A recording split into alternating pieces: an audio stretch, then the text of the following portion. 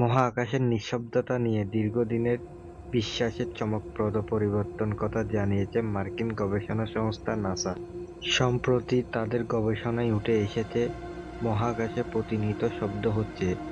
এই শব্দগুলোর উৎস হিসেবে সেগুলোকে একসঙ্গে গাইতে থাকা বিলিয়ন বিলিয়ন মানুষের গান বা জিকিরের সঙ্গে তুলনা করা হয়েছে।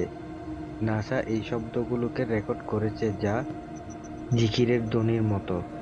চলুন শুনে নেওয়া যাক সেই মহাকাশের ধ্বনি।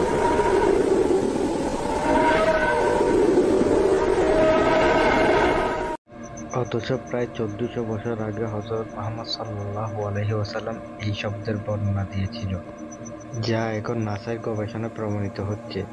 রাসূল সাল্লাল্লাহু আলাইহি ওয়াসাল্লাম যখন মেহরাজ থেকে ফিরে আসেন, তখন তাকে সাহাবারা প্রশ্ন করেছিলেন, হে আল্লাহর রাসূল, আপনি মহাকাশে কি দেখেছিলেন?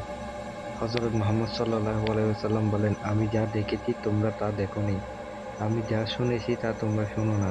মহাকাশে প্রচণ্ড কাঁপনের শব্দ হচ্ছে, তার মানে হলো মহাকাশ 4 আঙ্গুল পরিমাণ খালি নেই।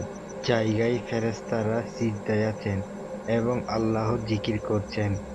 নাসার গবেষণা দাবি করা হয়েছে, মহাকাশে বিভিন্ন কণা এবং নক্ষত্রের রেডিয়েশন থেকে এই শব্দের উৎপত্তি হয়, যা ইলেকট্রিক ম্যাগনেট ওয়েভ হিসেবে থাকে এবং পরে শব্দ তরঙ্গ রূপান্তরিত হয়। নাসা এই শব্দগুলোর উৎস হিসেবে নক্ষত্রের চৌম্বকক্ষেত্র প্রাচীর বিস্ফোরণকে উল্লেখ করেছে। তবে এই শব্দের সাথে হযরত মুহাম্মদ সাল্লাল্লাহু আলাইহি ওয়াসাল্লামের বর্ণনা মিলে যাচ্ছে, কিন্তু নাসার রেকর্ড করা এই শব্দগুলো ফেরেশতাদের কিনা তা মহান আল্লাহই ভালো জানেন।